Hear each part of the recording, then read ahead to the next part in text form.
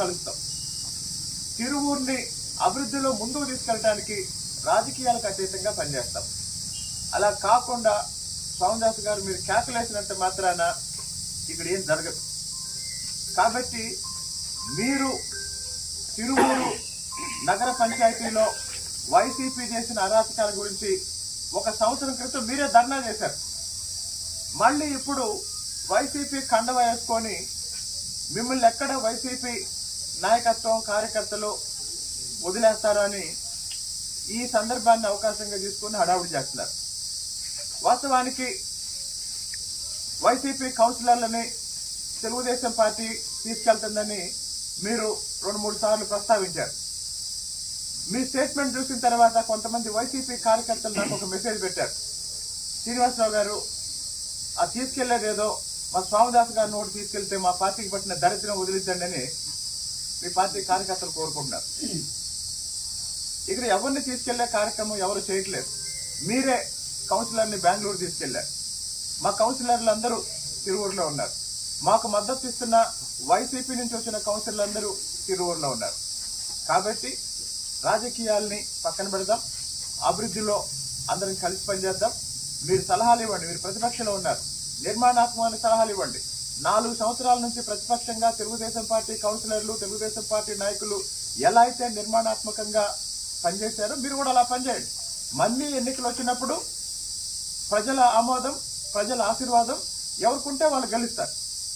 కాబట్టి రాజకీయాలు ఆపేసి తిరువూరు అభివృద్ధి కోసం ఏం చేయాలో స్వామిదాస్ గారిని చెప్పమని ఈ సందర్భంగా పైగా స్వామిదాస్ గారు మొన్న ఒక మాట అన్నారు. గతంలో చాలా మంది శాసనసభ్యులు తిరువూరు నుంచి ప్రాతినిధ్యం వహించారు, కానీ కొలికపూడి శ్రీనివాసరావు లాంటి రౌడీని మేము ఎప్పుడూ చూడలేదన్నారు. స్వామిదాస్ గారు మీరు విపరీతంగా తాగి జీపు డ్రైవ్ చేసి ఒక కార్యకర్తను చంపారు. ఈ విషయం ప్రపంచానికి తెలుసు.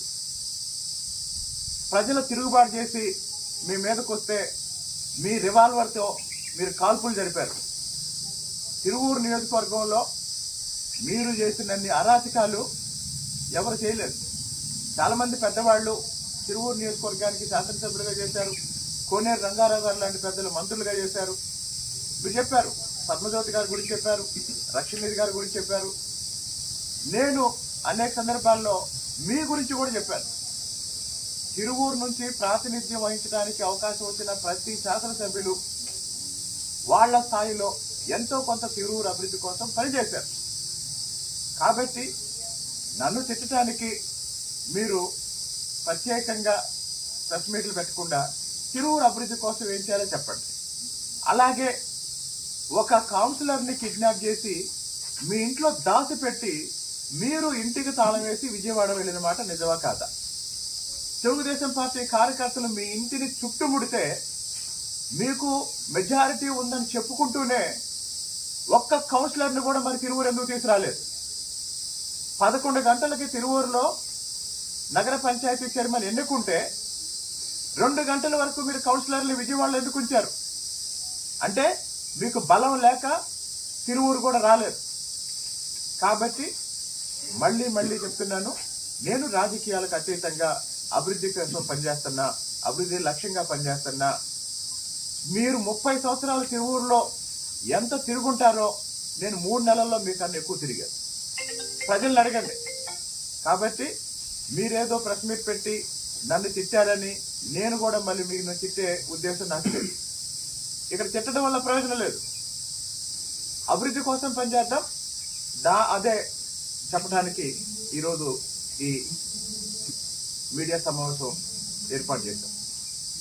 ఇప్పుడు 4 సంవత్సరాలుగా తిరువూరు నగర పంచాయతీలో ఫ్లోర్ లీడర్గా తెలుగుదేశం పార్టీ తరఫున నిర్మాణాత్మకమైన ప్రతిపక్ష పాత్ర పోషించిన పెద్దలు ఫ్లోర్ లీడర్ సీనియర్ నాయకులు హుస్సేన్ గారు మాట్లాడతారు.